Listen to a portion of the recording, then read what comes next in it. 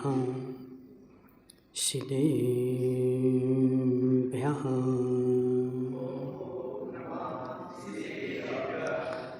नमः श्रीवर्धमानाय निर्धूतकलिलाटमने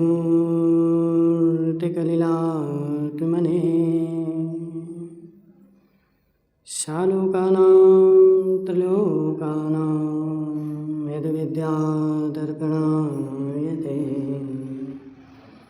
नमो अरिहन्ताणं नमो सिद्धाणं नमो आयरेयाणं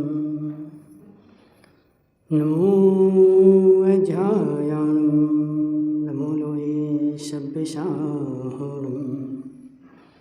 पंच परमेष्टि भगवान के अनंत अनंत सिद्ध परमेष्टि भगवान के 1000 देवादेवादिनाथ भगवान के आचार्य भगवान समंत्रभद्र स्वामी के आचार्य भगवान विद्यासागर जी महाराज के आचार्य भगवान विशुद्ध सागर जी महाराज के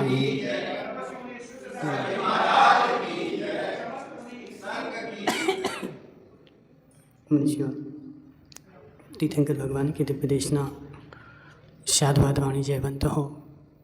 आचार्य भगवान समंत्रभद्र स्वामी यहाँ पर आप्त का स्वरूप समझा रहे थे कि हे जीव, जो आप्त होता है वही कैसा होता है।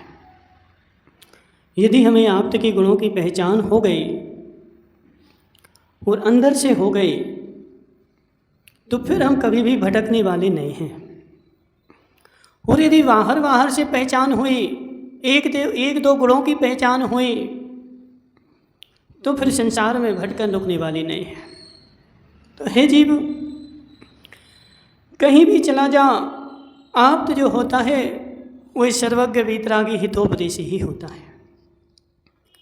अब जब आप्त हितोपदेशी होता है तो वह हित का उपदेश देता है, और हित का उपदेश देगा तो कुछ उसको इच्छा भी रहेगी। मोहित भाई, हम तुम्हें उपदेश दें तो तुम हमारी पूजा तो करो, कम से कम पैसा नहीं दो कोई बात नहीं, लेकिन पूजा तो करो, कम से कम पूजा की तो इच्छा रहे। हे जीव, आप्त के लिए पूजा की भी इच्छा नहीं। आचार्य बोल रहे, अनात्मार्थम बिना रागई शास्ता शास्ति शतो हितम। जो शास्ता होता है वही क्या करता है, तो बिना इच्छा के, बिना राग के, बिना द्वेष के जो यथार्थ वस्तु का उपदेश है वह हितार्थ वस्तु का उपदेश हमें सुनाता है। दुनन शिल्पी करस्पर्शान मूर्छा किमपेक्षते। जिस प्रकार शिल्पी या ढोलक बजाने वाला ढोलक के ऊपर जैसे ही हाथ मारता है और जैसे जैसे हाथ मारता है वह ढोलक जो है हमारे लिए अच्छी अच्छी आवाज़ सुनाती है। तो हे जीव, ये बता, ढोलक ने तुमसे क्या चाहा? कुछ भी नहीं। तुम्हें क्या दिया?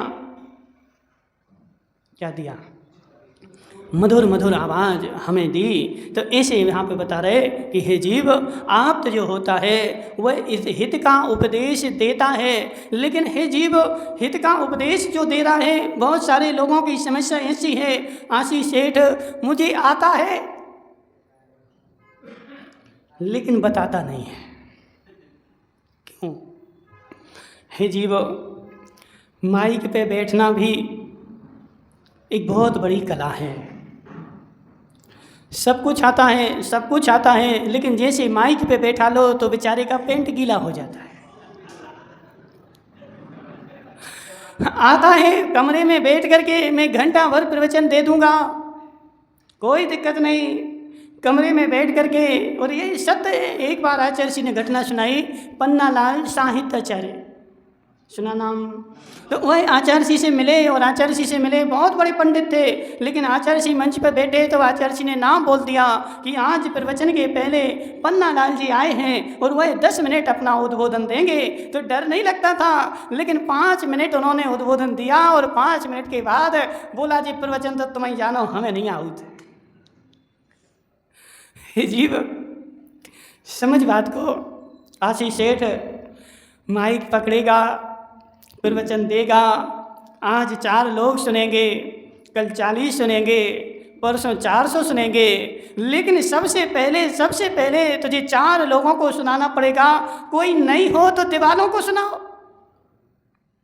वो जयंती लाल जी बैठे ना, अब चले गए। जयंती लाल जी क्या करते हैं, 8 बजे आ जाते हैं, जब कोई नहीं होता तो वो भजन सुनाते हैं।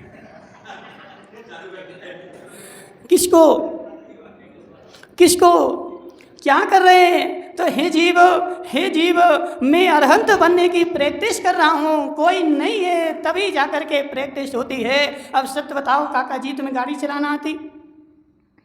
गाड़ी नहीं आती? 4 व्हीलर चलाते कि नहीं चलाते? कौन चलाता है? आशीष सेठ चलाता है। आशीष सेठ 4 व्हीलर चलाते हो, कब सीखी थी? नहीं 10 साल 20 साल हो गए। तो हे जीव, जब तुमने सीखी थी तो कहाँ सीखी थी? हाईवे पे। और जब मैंने सीखी थी तो कहाँ से प्रारंभ की? कि उस रोड पर चालू करी जहाँ पर कोई नहीं था। सत्य कि नहीं? हे जीव, कहाँ से प्रारंभ की? जहाँ कोई नहीं था वहाँ से मैंने प्रारंभ करी, लेकिन कहाँ तक करी? तो हजारों की भीड़ में मैंने चलाना प्रारंभ की, लेकिन उसका प्रारंभ कहाँ से हुआ था? जहाँ कोई नहीं था वहाँ से प्रारंभ हुआ था। तो ऐसे है आशीष सेठ, समझ बात को। जब कोई नहीं हो, 4 आदमी हो, तब बैठ करके उनको हित का उपदेश दे दे। महाराज कोई मानता नहीं है, नहीं मानने दो। हम मनाने के लिए उपदेश दे रहे हैं कि मोहित भाई हम तुम्हें सुना रहे और तुम सुनो और मानो। मेरी ऐसी कल्पना है ही नहीं, और ऐसी कल्पना हो जाए तो मिथ्यात्व का होता है क्या? सेठ जी साहब, सत्य कि नहीं? हे जीव, मेरा कर्तव्य सुनाना है, और सुनना नहीं सुनना तुम्हारा काम है, लेकिन मैंने तो अपना काम किया है, तो मुझे तो पुण्य का बंध होगा ही होगा। तुम अपना काम करो तो तुम्हारी तुम जानो। और आदिनाथ भगवान, महावीर भगवान हित का उपदेश देते हैं, लेकिन इस कल्पना के साथ नहीं देते कि सब लोग मानेंगे। देते हैं, और यदि सब मान लेते होते तो आज संसार में कोई होता ही नहीं। भगवान तो उपदेश देते हैं, हित का ही देते हैं, लेकिन हित का दिया हुआ उपदेश भी सामने वाले के लिए हित का ही रहे, जरूरी नहीं है। इसलिए आशीष सेठ, समझ बात को। क्या करना चाहिए है? थोड़ा थोड़ा लोगों को उपदेश देना चाहिए। भले 4 लोग बैठे हों, और जितना आता है उतना सुनाना चाहिए। यदि सुनाएगा, प्रैक्टिस करेगा, तो तेरी वाणी में निखार आएगा, और जब वाणी में निखार आएगा तो तू हजारों की सभा में बैठ के भी डरेगा नहीं। कितना पढ़ ले, लेकिन उपदेश देने का काम तुझे मंच पर बैठने के बाद ही आएगा। कहाँ गया वो डॉक्टर? नहीं आया आज। डॉक्टर साहब सत्य बताओ, 5 साल की तुमने डॉक्टरी पढ़ी थी, 5 साल की पढ़ी थी ना? फिर उसके बाद डायरेक्ट आकर के और तुम यहाँ दवाई करने लगे। क्या किया? महाराज पहले तो पढ़ी थी, लेकिन पढ़ने से आज तक किसी को डॉक्टरी नहीं आई। कितना पढ़ के आ जाए, अमेरिका से पढ़ के आ जाए, लेकिन उसको यहाँ डॉक्टर के बगल में बैठना पड़ेगा, और डॉक्टर के बगल में बैठ करके हाथ देख करके लोगों की दवाई देनी पड़ेगी। इसलिए पढ़ना जितना महत्वपूर्ण है, उससे ज़्यादा अनुभव काम करता है। इसलिए हे जीव, आशीष भाई, क्या समझ में आ रहा? क्या आ रहा है? हे जीव, थोड़ा थोड़ा हित का उपदेश दे। किसको? लोगों को। महाराज नहीं मानते, नहीं मानने दो। महाराज नहीं सुनते, नहीं सुनने दो। खोड़नियामा, सत्य कि नहीं? नहीं सुनते, नहीं सुनने दो, नहीं मानते, नहीं मानने दो। मेरा काम है हित का उपदेश देना, और तुम इस मान्यता के साथ दो कि मैं बोलूं और सब लोग मान लें। तो हे जीव, मेरे मिथ्यात्व का उदय है। आदिनाथ की वाणी भी सबने नहीं मानी, लेकिन मैंने अपना कर्तव्य किया है, हित का उपदेश दिया है, और हित का उपदेश मैं दूंगा। मुझे तो पुण्य का बंध हो ही जाएगा, और यदि उसमें मिलावट करके देगा तो पुण्य का बंध की जगह पाप का बंध हो जाएगा। इसलिए मोहित भाई देखो, ऐसे ही होता है। अब बोलो महाराज जी सुनाओ, यही तो सुना रहे। क्या सुना रहे? बोले आशीष सेठ की तो सुना रहे हैं। जीव, मिला करके देनी पड़ती है। काहे में बच्चे को गरिष्ठ पचता नहीं है। खोरनी अम्मा तुम्हारा भूपेश था छोटा सा, अब सत्य बताना, उसको भैंस का दूध लाए और पिला दिया तो दस्त लग गए। देखो अम्मा क्या बोल रहे, बोले महाराज थोड़ा सा पानी मिलाते हैं और इतना पानी मिलाते हैं जितना पच जाए, और पानी मिलाते क्यों हैं, क्योंकि पच जाए, यदि सीधा दूंगा तो गरिष्ठ हो जाएगा। और होता ऐसे ही है, कोई यहाँ पर पंडित आ जाए, महाराज आ जाए और सीधा यहाँ देने लगे तो बेचारे थे 4 कमलेश की अम्मा, अर्पित की अम्मा 4 डुकरियाँ मिलेंगी। इसलिए क्या करना पड़ता है, थोड़ा सा पानी मिलाना पड़ता है। लेकिन हे जीव समझ मेरी बात, आशीष सेठ, हित का उपदेश देना मेरा कर्तव्य है और मानना नहीं मानना तेरा कर्तव्य है। इसलिए मैं अपना कर्तव्य करूं तो मेरा तो काम हो गया। काका जी सत्य कि नहीं? इसलिए तुम कभी भी उपदेश देना नहीं छोड़ना, ठीक है? कोई हंसे तो हंसने दो।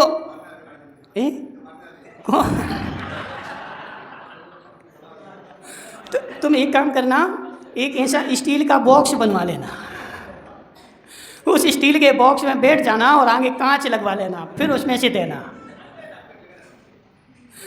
जीव मेरा काम हित का उपदेश देना है, मेरा काम हित के उपदेश देना है। यदि तू हित के उपदेश देने से भाग रहा है तो राजेश स्मार्ट साहब तू 3 काल में अरहंत नहीं बन सकता। महाराज हमें तो अरहंत बनना है, अरहंत बनना है तो अरहंत की 3 शर्तों में सर्वज्ञ हो, पीतरागी हो और क्या बोला, हितोपदेशी हो। तो हे जीव एक लक्षण मुझे उपदेश देने का बोला गया है, इसलिए हित का उपदेश देना मतलब क्या, अरहंत बनने की प्रैक्टिस करना।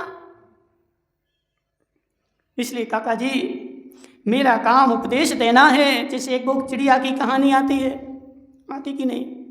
कौन सी?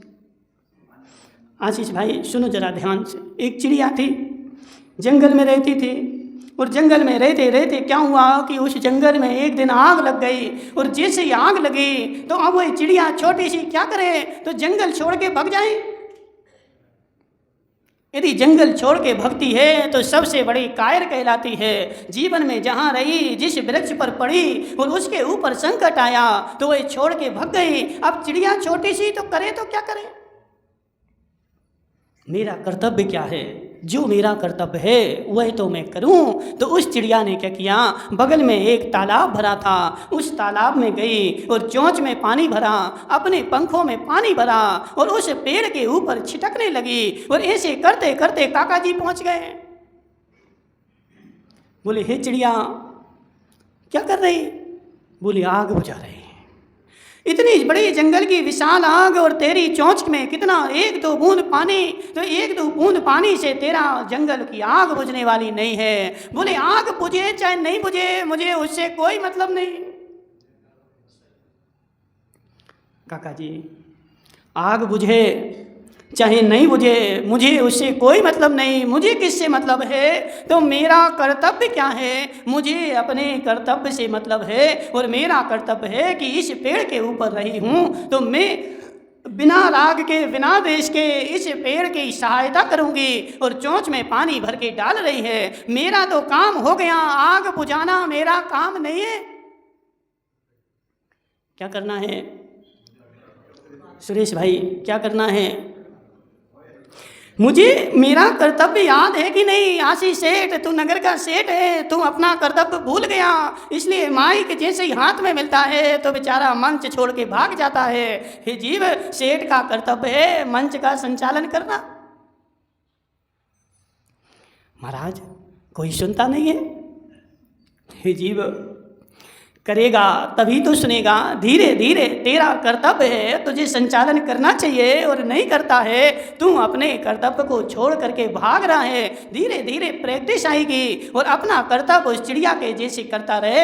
एक एक बूंद पानी निकाल करके और वह पेड़ के ऊपर छिटक रही है। आग बुझे चाहे नहीं बुझे, लेकिन मेरा कर्तव्य है वह तो मैं कर ही रही हूँ। इसीलिए मोहित भाई बोला गया, मुनिराज रास्ते पर चल रहे थे और चींटी उनके पैर से मर गई। चींटी के मरण का पाप नहीं लगता, चींटी के जिंदा होने का पाप नहीं लगता। तुम्हारा कर्तव्य तुमने किया कि नहीं? मेरा कर्तव्य था जब मैं रोड पे चलूं तो देख देख करके चलूं, और मैं देख करके चल रहा था और चींटी मर गई, तब भी मुझे हिंसा का पाप नहीं। और मैं ऊंट की तरह ऊपर देख के चलूं और चींटी नहीं भी मरे तो भी हिंसा का पाप। मैं अपना कर्तव्य कर रहा हूं कि नहीं? काका जी, मुझे पाप पुण्य किसका लगता है? राजा भाई, किसका लगता है? अपने कर्तव्य अकर्तव्य का कर्तव्य करूँगा तो पुण्य लगेगा, और अपना कर्तव्य भूल जाऊँगा तो पाप लगेगा। जीव मरे चाहे नहीं मरे, लेकिन मेरा पुण्य पाप मेरे कर्तव्य अकर्तव्य के अंतर्गत है। इसलिए हे जीव, मैंने अपना कर्तव्य किया कि नहीं? हर क्षेत्र में देख ले, एक क्षेत्र में नहीं, हर क्षेत्र में देख ले। यदि मैं अपने कर्तव्य के प्रति सजग हूँ तो तेरा पाप क्षय को प्राप्त हो जाएगा, और कर्तव्य के प्रति सजग नहीं है तो जितना जितना प्रमाद लाया है उतना उतना तुझे पाप का बंध होगा। इसलिए हे जीव, समझ बसंत दादा। देखो महाराज, समझ में नहीं आता। क्या नहीं आता महाराज? समझ में तो हमें इतना ही आता है कि पूजा कर आए तो हम फ्री हो गए। इसके बाहर मुझे समझने की आवश्यकता नहीं है। प्रत्येक 24 घंटे में, प्रत्येक घंटे, प्रत्येक दिन, प्रत्येक मिनट अपने कर्तव्य का तुझे भान है कि नहीं? और कर्तव्य का भान नहीं है तो पाप का बंध तुझे प्रति समय चल रहा है। जैसे तुम्हारे यहाँ देखते हैं, अब कितनी बार बताएं, कई बार बता दिया। मोहित भाई ने नियम लिया था, महाराज आहार को निकलेंगे और जहाँ जहाँ महाराज को निकलना है वो पूरी रोड पे सारा कचरा पड़ा होगा। किसने डाला? किसने डाला? महाराज, हमने ही तो डाला है। क्यों डाला? अपना घर झाड़ दिया, खुद नियम सत्य कि नहीं? अपना घर झाड़ दिया, और अपना घर झाड़ करके सारा कचरा कहाँ डाल दिया? तो बीच रोड पे मैंने डाल दिया।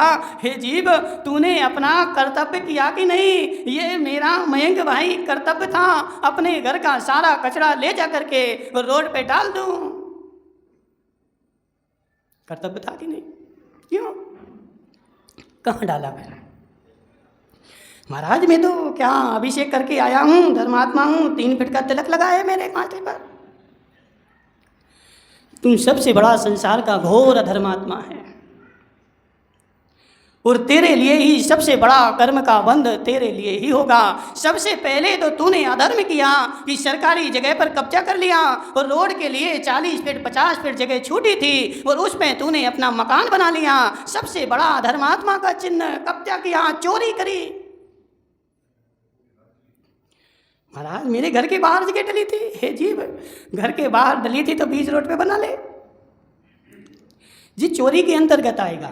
आशीष सेठ नहीं, मार साहब, क्या घर के बाहर जगह डली थी, सरकार ने 40 फीट जगह छोड़ी थी, काहे के लिए? तुझे मकान बनाने के लिए। काहे के लिए? लोगों को निकलने के लिए, लोगों के वाहन निकल जाएं। उसमें से तूने 10-20 फीट के ऊपर तो पहले कब्जा कर लिया, और फिर क्या किया? अपने घर के सामने 10 फीट झाड़ करके और उसमें अपनी गाड़ी खड़ी कर दी, और घर का सारा कचरा तूने ले जा करके और बीच रोड पे डाल दिया। और क्या बोल रहा है? महाराज, मैं तो सबसे बड़ा धर्मात्मा हूँ। बुंदेलखंड में कहावत है, बता दें। देखो, बहुत सारी कहावतें हैं। सपरत खोरत और तिलक देत बेईमान, ठीक है ना? तिलक लगाए हो तो समझना जी सबसे बड़ा बेईमान है। जितना लंबा तिलक लगा हो उतना बड़ा बेईमान है। हे जीव, समझ बात को। इतना बड़ा तिलक लगाता है, घर में तूने डिब्बी रख रखी है और तिलक ऐसे तिलकदारी बना है। क्यों? मैं तो धर्मात्मा हूँ। हे जीव, यह तो देख तेरे क्रियाकलाप कैसे हैं, और जितना बड़ा तिलक होगा उतना ज़्यादा भ्रष्ट होगा। हे जीव, हे जीव, सत्य बताना सेठ जी साहब, मैं भगवान के पास गया था, और भगवान के पास जाकर के मैंने भावना भाई थी, संसार का प्रत्येक जीव कैसा रहे, तो संसार का प्रत्येक जीव सुखी रहे। लेकिन तू सुख से रहने कहाँ दे रहा है? जब सुखी रहने देगा तभी तो सुखी होगा। और तूने यहाँ मात्र क्या किया था, पुस्तक में पढ़ी थी, लेकिन सारी रोड पे तो कब्जा कर लिया। अब लोगों के लिए निकलने के लिए जगह नहीं है, और जहां से लोगों को निकलना है वहां सारा कचरा डाल दे। जीव अंदर की परिणति, महाराज मैं तो धर्मात्मा हूं, ऐसी परिणति यदि तेरी चल रही है, तेरा सारा धर्म स्वाहा। खोडनी अम्मा 20 फीट की रोड बची थी, तूने 10 फीट तो झाड़ दी, और 10 फीट पे सारा कचरा डाल दिया, सारी गिट्टी डाल दी, सारा मलमा डाल दिया, और 10 फीट में तूने कब्जा कर लिया। कम से कम नहीं झाड़ सकता था तो वो 10 फीट और नहीं झाड़ता, और उस पर कचरा तो नहीं फेंकता, और 10 झाड़ देती, 10 और झाड़ देता। राजा भाई क्यों महाराज, क्यों जाने? क्योंकि तूने कहा था सुखी रहे सब जीव जगत के, तो वहां से जो निकलता तो वो सुखी तो रहता। इसलिए कह रहा है, कर नहीं रहा है। और मैं क्या कर रहा हूँ, लोगों को परेशान करने के लिए। और बसंत दादा क्या करेंगे, सारे घर में झाड़ू पोंछा करवाएंगे और पानी ले जा करके रोड पे डाल देंगे। क्यों महाराज, यहाँ से निकलने वाले परेशान तो हों कम से कम। जीव भगवान से बोल रहा था कि सुखी रहें सब जीव जगत के, और घर में जाके बोल रहा है कि मैं ही सुखी रहूं और दुखी रहें सब जीव जगत के। काम कर रहा है जगत के जीवों को दुखी करने का, और भगवान से झूठ ही बोल रहा है। तो यहाँ पर भी झूठ बोलने का पाप लगेगा। किससे किससे झूठ बोला सेठ जी साहब, किससे झूठ बोला है? स्वयं से तो बोला, भगवान को भी तूने झूठ सुनाया। इसलिए हे जीव समझ मेरी बात, इन क्रियाकलापों को छोड़ दे, इन क्रियाकलापों को छोड़ दे। अपने घर का कचरा, खोडनी अम्मा बोलते हम तो 5 बजे उठते हैं और सब कचरा पड़ोसी के यहाँ लगा के आ जाते हैं। ऐसे ही होता है, 5 बजे उठेंगे, 4 बजे उठेंगे और सारा कचरा झाड़ करके पड़ोसी के यहाँ लगा देंगे।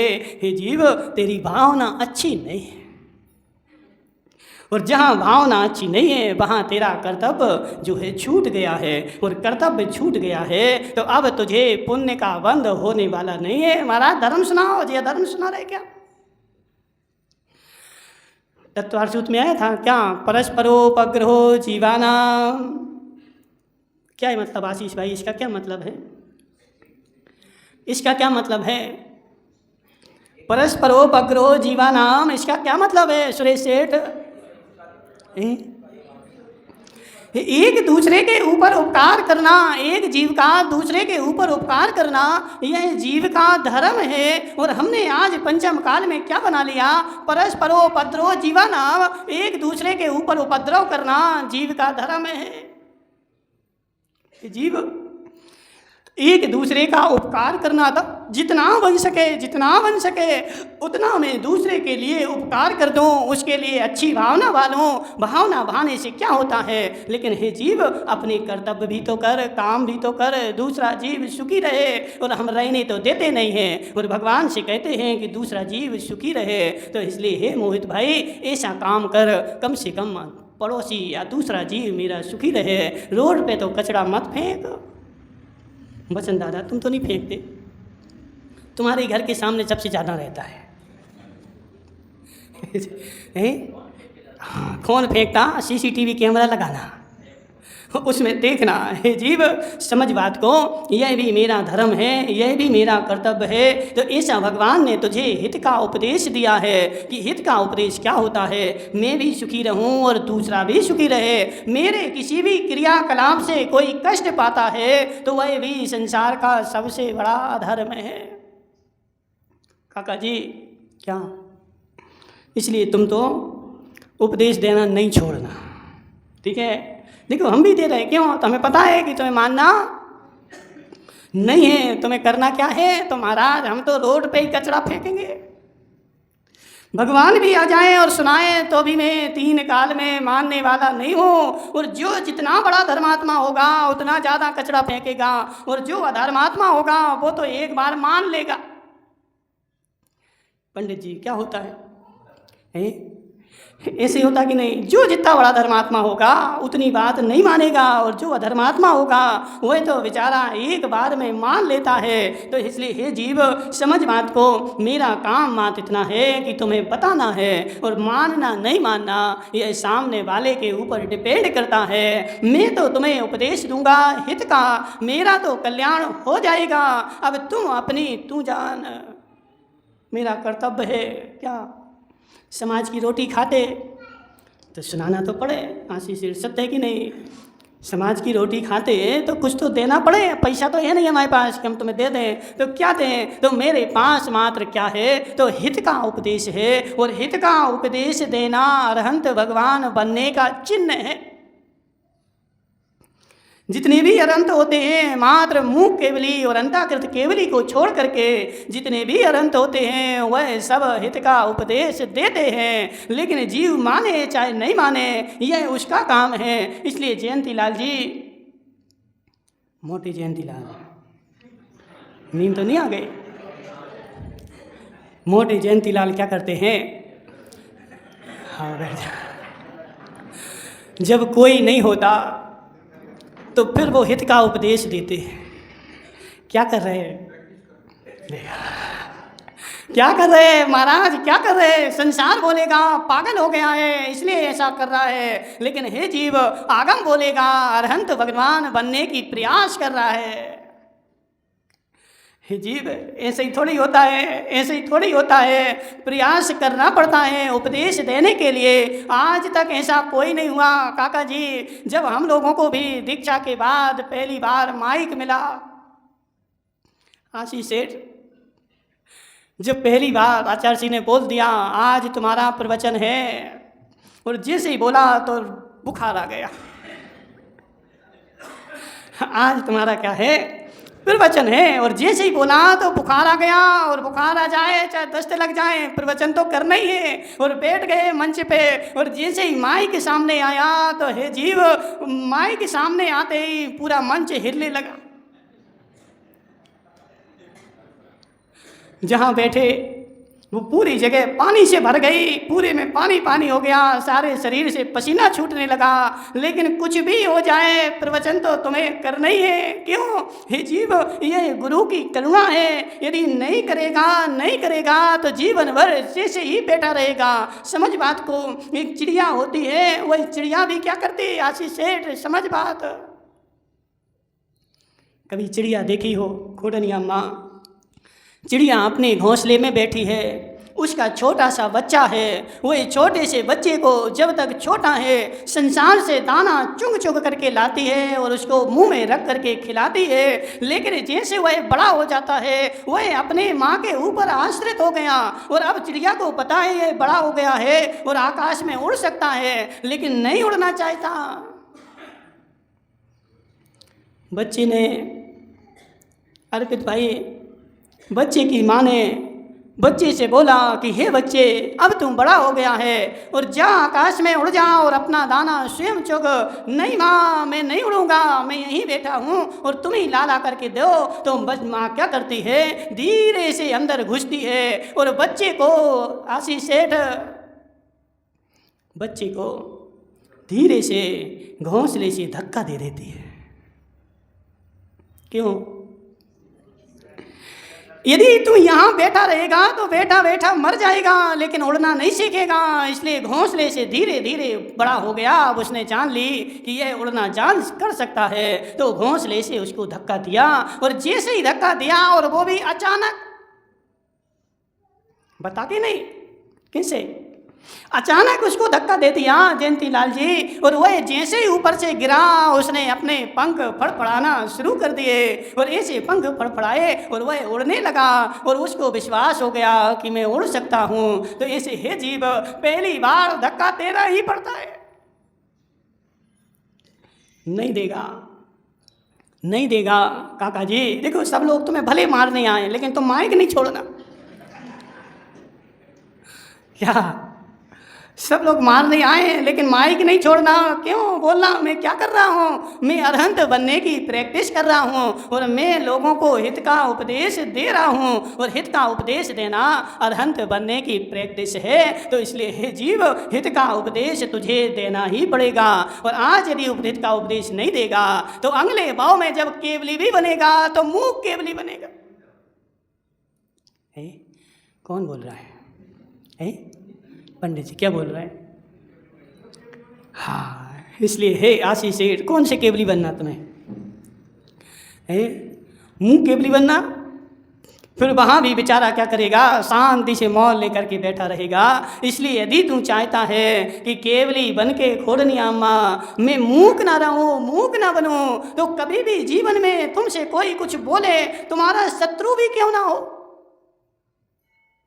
नहीं, मुझे तो आता है, मुझे सब आता है। हे जीव, भले तुझे आता है, भले तुझे आता है, लेकिन यदि सामने वाला तुझसे पूछ रहा है तो बिना राग के, बिना द्वेष के उसको हित का उपदेश दे देना चाहिए। और तूने बिना राग द्वेष के नहीं ये तो मेरा शत्रु है, इसको नहीं समझाऊंगा। क्या बहुत सारे लोग करते ना, जी तो हमारा शत्रु है, नहीं इसको नहीं देंगे। तो हे जीव, यदि तू ऐसा कर रहा है तो वह ज्ञान तेरे लिए राक्षस बनाने के लिए सहकारी होगा। और तुझे हित का उपदेश तुझे आता है। अब चाहे शत्रु पूछे, चाहे मित्र पूछे, बिना राग देश के धर्म का उपदेश तूने उसको दे दिया तो समझना मैंने अरहंत बनने का बीज बो दिया है। उसमें राग रपेट नहीं करना। सूर्यकिरण जी, सूर्यकिरण है ना जी, सूर्यकिरण जी, हित का उपदेश देने में कभी भी 3 काल में राग लपेट नहीं करना। मुझे हित का उपदेश आता है। तेरा शत्रु तेरे घर पे गद्दी पर बैठ करके मेरा कोई शत्रु नहीं है और मेरा कोई मित्र नहीं है। मुझे मात्र क्या करना है तो उपदेश देना है। किस बात का संजय खोड़निया, किस बात का है महाराज? हित की उपदेश देना है। हे जीव, हित का उपदेश देना मतलब क्या? अरहंत बनने की प्रैक्टिस है। इसलिए थोड़ा थोड़ा थोड़ा थोड़ा जितना तुझे आता है उतना सुनाता जा। और जितना जितना सुनाएगा, जितना जितना सुनाएगा उतना उतना तेरी वाणी में निखार आएगा। यह सरस्वती के भंडार की अपूर्व बात है। वो दोहा है ना, सरस्वती के भंडार की यह अपूर्व बात, ज्यों ज्यों खर्चे त्यों त्यों बढ़ती, बिन खर्चे घट जात। क्या जीतमल जी समझ में आ रहा? क्या ये सरस्वती का भंडार ऐसा है और इसकी ऐसी अपूर्व बात है, ज्यों ज्यों खर्चेगा त्यों त्यों बढ़ जाएगी और बिन खर्चे घट जात। यदि नहीं खर्चेगा और रख लेगा तो वह भंडार तुझे खाली मिलेगा। इसलिए सरस्वती जो होती है सुशैलू भाई, उसको जितनी है खर्चते जाओ, खर्चते जाओ, खर्चते जाओ, और जितनी खर्चते जाओगे वह उतनी बढ़ जाएगी। इसलिए अरहंत भगवान जो होते हैं दिन में कितनी बार तो 3 बार और 4 बार, एक प्रमाण 3 बार का है और एक प्रमाण 4 बार का है। और दिन में 4 बार कितने कितने घंटे?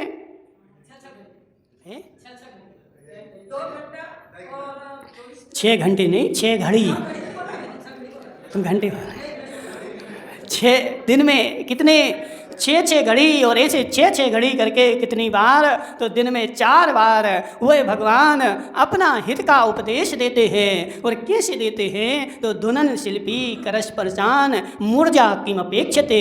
जिस प्रकार ढोलक को बजाया जाता है, हाथ मारा जाता है, वह ढोलक बिना इच्छा के वह बजना प्रारंभ कर देती है। तो ऐसे अरहंत भगवान बिना बदले की भावना से कि कुछ मिल जाए दिन में 4 बार 6 घड़ी लोगों को उपदेश देते हैं। किसका? हित का। अब तो श्रेष्ठ सेठ सुधर जाएं, ऐसी इच्छा नहीं है। काका जी सुधर जाएं, ऐसी इच्छा नहीं है कि ये सामने वाला इतना सुनाया इतना सुनाया अब तो सुधर जाए। हे जीव, ऐसी कोई इच्छा नहीं है। मैंने उपदेश दे दिया किसका तो हित का। अब सुधरे नहीं सुधरे ये सामने वाले की योग्यता है, लेकिन मेरा कर्तव्य था, मैंने पूरा किया। मुझे तो पुण्य का बंध नियम से होगा। और तुम सुनो चाहे नहीं सुनो, मैं तो सुन ही रहा हूँ।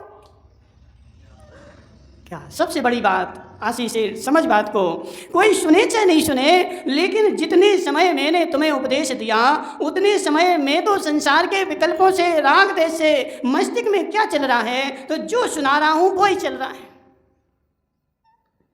यदि मस्तिष्क में दूसरी बात चले तो सुना नहीं सकते। राजा भाई सुना सकते क्या? तो इसलिए मैं तो संसार के विकल्पों से, अशुभ विकल्पों से उतनी देर के लिए बच गया तो मेरा तो कल्याण हो गया। अब सूर्य किरण जी ग्रहण करे तो उनका कल्याण हो, और नहीं करे तो उनका कल्याण हो। इसलिए हे जीव, मेरा काम है क्या? हित का उपदेश देना। तो इसलिए सबको हित का उपदेश देना चाहिए, राग देश रहित होकर के। जितना मुझे आता है वह सबके लिए बांटो, और बांटोगे तो तुम्हारा कल्याण होगा और तुम्हारा पुण्य भी बढ़ेगा। ठीक है, ये भी इससे ही पुण्य बढ़ेगा। इतना नहीं कि पूजा से पुण्य बढ़ेगा। श्री सेठ, हित का उपदेश देने से भी पुण्य बढ़ता है, नहीं बढ़ता क्या? इसलिए तुम सेठ हो, आज से सबको गांव को हित का उपदेश देना। अब तुम्हें कोई मारने आए, तुम हो गए काका, हो गए वो वासी सेठ हो गए। तो इसलिए हे जीव, अब तूने स्वाध्याय शुरू कर दिया, जितना आता उतना सुना। जरूरी नहीं कि हम बड़ी बड़ी बातें सुनाएं, जितना आता है उतना सुना, लेकिन सम्यक प्रकार से सुना तो तुझे पुण्य का बंध होगा और तू भी कालांतर में अरहंत बन पाएगा। और यदि नहीं सुनाएगा तो अरहंत भी बन गया तो मुँह केवली बनेगा। बोली शांतिनाथ भगवान की।